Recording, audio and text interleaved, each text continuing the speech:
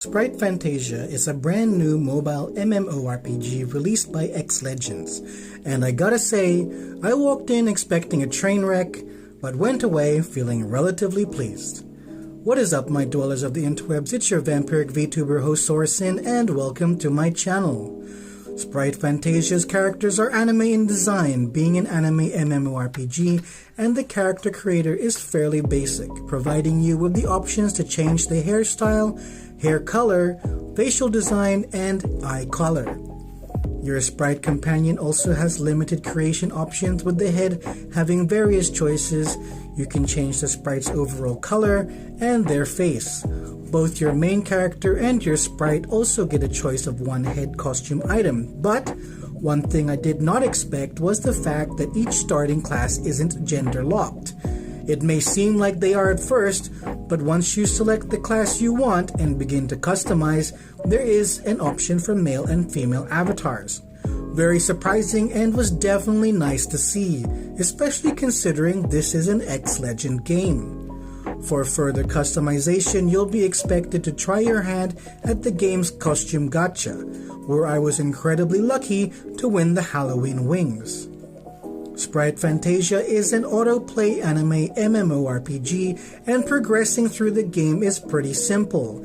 Just press the quest and your anime character will auto-path to their next location or monster to kill. The game offers 12 different dungeon options, and within those 12 dungeons are also various sub-dungeons of varying difficulties.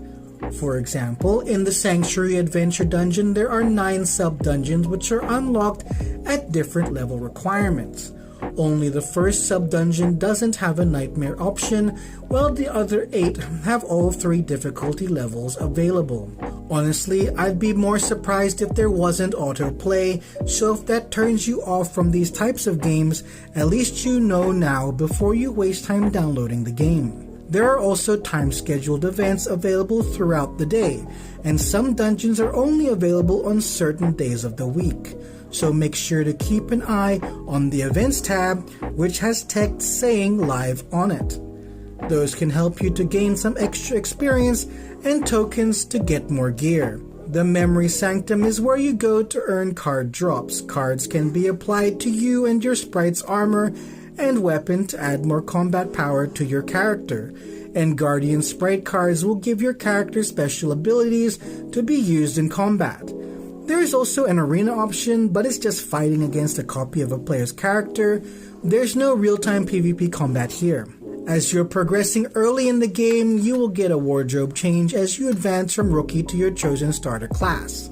The funny thing about it is how you get a cute little magical girl transformation sequence. I gotta say, the cinematics are very cute.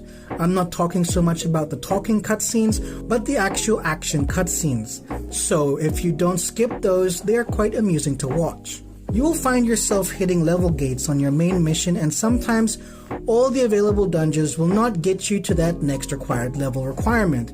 You can try and do the time-scheduled events as well as AFK grind on monsters, though I'm not sure how effective that will be, since I have not grinded on mobs personally. So if that isn't something you'd like to do, unfortunately there's not much else you can do, until the next day rolls over. When you do decide to queue for dungeons, you have the option to recruit mercs. These are NPCs that match your character level, but their combat power isn't that strong, so ideally in nightmare mode, you'd want to actually party with real players. But for some reason, I almost never see people making parties, and only had one random person join a dungeon team once. I'm guessing people are making pre-made groups from their guilds, or from world chat. At level 40, you will be able to choose your advanced class. As a starting warrior class, I had the option to choose Paladin or Berserker. Being a sucker for shields, I chose Paladin, which wasn't that big of a change from the warrior starting class, but it made me more of a pure tanker class, so for the most part, it's fairly hard to take me down. The island is a private farm location where you can grow crops, feed animals, and do requests for the sprites there. I think that these contribute to leveling the island, but I haven't dived too deep into the island to figure out most of that. The graphics in the game are very anime style and I'd say are mid-range in resolution, but it does come off as a very cute anime style MMORPG. I wouldn't say this game is very demanding for your phone, but the graphics settings do have a relative amount of customization. I would have liked a better zooming for the screenshot option. It's hard to show off the cute anime style aesthetic when you can't zoom in enough to see your character well. Overall, I find Sprite Fantasia to be a very cute anime style MMORPG that, although being an autoplay game, it's still fairly fun. The fact that there's no gender locking really did throw me off guard, but I am not a fan of the level gating involving the main questline. But it's not uncommon in these types of mobile games. I couldn't help but notice the similarities with Tales of Wind or Laplace M for those C gamers. So much as Sprite Fantasia is a copy of Tales of Wind, the card system, the Dragon Lair dungeon, even the events are very similar. I mean, Tales of Wind is also a great game, so I enjoyed that a lot.